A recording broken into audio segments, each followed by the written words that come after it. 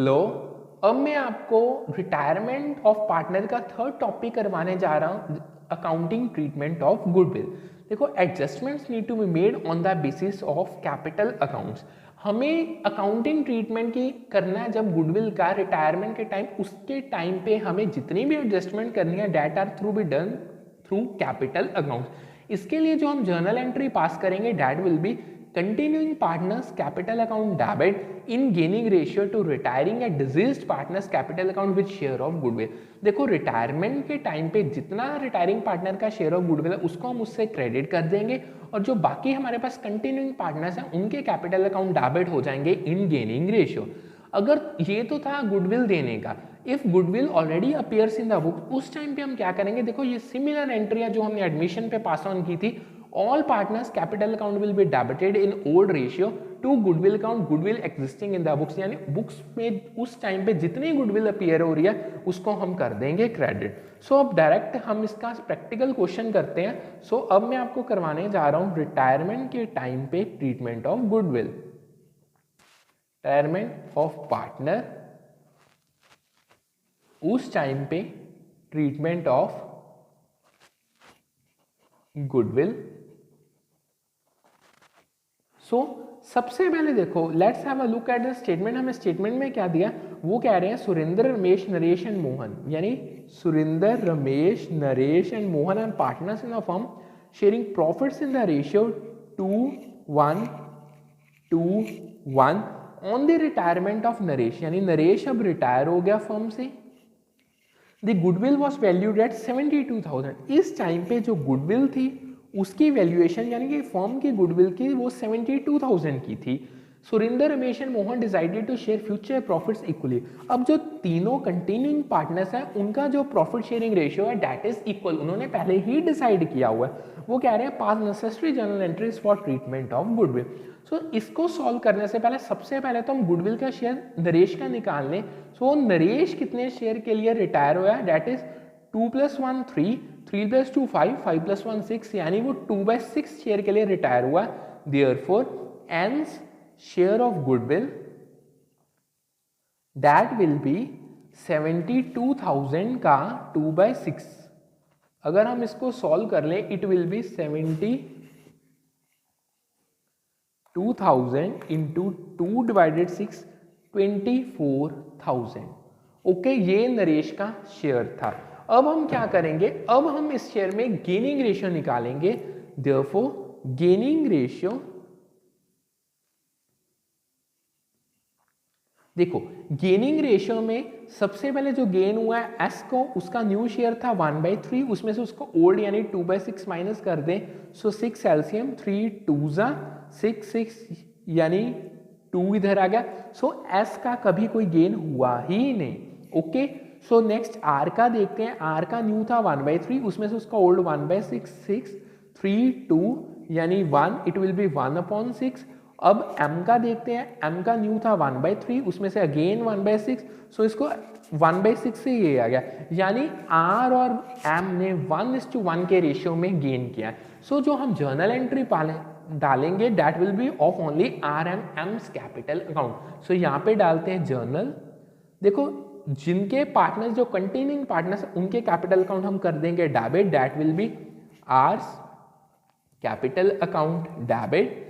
दूसरा partner M's capital account debit. अब 24,000 का 1:1 यानी हाफ हो गया, डेट इज 12,000। अब जो पार्टनर रिटायर हो रहा है उसका कैपिटल अकाउंट हम कर देंगे credit, that is to N's capital account for 24,000।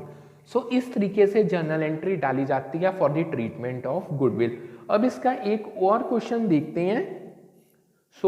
Let's have a look. हमें क्वेश्चन में गिवन क्या है? हमें बेसिकली क्वेश्चन में गिवन है A B C D are partner sharing profits in the ratio A B C and D 4 3 2 and 2।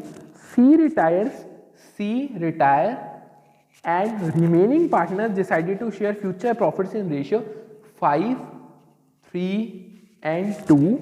On the date of C's retirement, there was a debit balance of 38,800 in profit and loss account।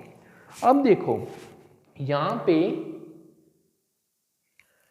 पे उन्होंने हमें दिया है profit and loss का debit balance that is for 30,800। So ये basically sum accumulated profit and losses का है। सो इस सम को भी मैं छोड़ देता हूं यहाँ पे। इसके लिए आपको थोड़ी सी थ्योरी रिवाइज करवानी पड़ेगी, सो वो मैं नेक्स्ट वीडियो में करवाऊंगा। इस सम से पहले हम एक और सम करते हैं that is of goodwill. So let's have a look at our statement. हमें स्टेटमेंट में क्या दिया again, A B C D 4 partners हैं जिनका प्रॉफिट शेयरिंग रेशियो 2:1 और 1 का है। अब A and C decided to retire from the firm. अब इसमें ए भी रिटायर हो रहा है, सी भी रिटायर हो रहा है। Okay, so the goodwill of the firm was valued at 90,000। अब जो गुडविल है फर्म की उस टाइम पे दैट वॉज फॉर 90,000, ये फर्म की गुडविल है। Okay, B and D decided to share future profits in the ratio 5:3। अब जो B और D पार्टनर्स बचे उन्होंने फ्यूचर प्रॉफिट शेयरिंग रेशियो 5:3 का डिसाइड कर लिया। सब वो कह रहे हैं पास necessary journal entry for treatment of goodwill. So basically इस सम में सबसे पहले तो हम निकाल लेते हैं gaining ratio, that is gaining ratio. देखो B का जो B's गेन विल बी 5/8 उसका न्यू रेशियो, उसमें से उसका ओल्ड यानी 2 + 2 4 4 + 1 5 एंड 6 दैट इज 6 8 6 48 8 6 6 5 30 6 8 8 2 16 यानी 30 - 16 इट विल बी 14/48। और इसमें से जो D का गेन आ गया दैट विल बी उसमें से उसका न्यू 3/8। अगर हम उसका ओल्ड 1/6 माइनस कर दे 48 8 6 6 3 18 6 8 इट विल बी 10/14 यानी 14:10 का 2 7 2 5 बेसिकली 7:5 का गेनिंग रेशियो आ गया। सो देखो सबसे पहले तो हम ए का शेयर निकालते हैं। Therefore A share of goodwill, देखो फर्म की गुडविल थी 90,000, उसमें ए का शेयर दैट मीन्स 2/6। सो इसका आ गया 90,000 इंटू 2/6 इट विल बी 30,000। अब हम देखते हैं C's share of goodwill that will be, firm का था 90,000, सी का 1/6 it will be 90,000 divided by 6 that is 15,000। Okay, so अब हम क्या करेंगे, अब हम इसका एग्रीगेट जर्नल डाल देंगे। देखो दोनों पार्टनर्स गेन कर रहे हैं, सो दोनों के कैपिटल अकाउंट्स हो जाएंगे डेबिट, बीस कैपिटल अकाउंट डेबिट, डीज कैपिटल अकाउंट डेबिट। अब जो पार्टनर्स इसमें दो रिटायर हो रहे हैं, सो हम कंपाउंड एंट्री में दोनों पार्टनर्स के कैपिटल अकाउंट कर देंगे credit to A's capital account to C's capital account.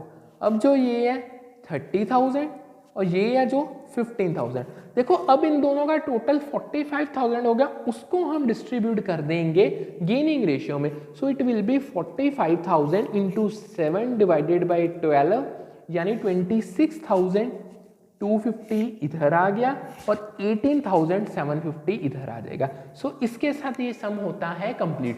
Hope so आपको अच्छे से समझ आ गया होगा गुडविल का किस तरीके से ट्रीटमेंट किया जाता है। Thank you.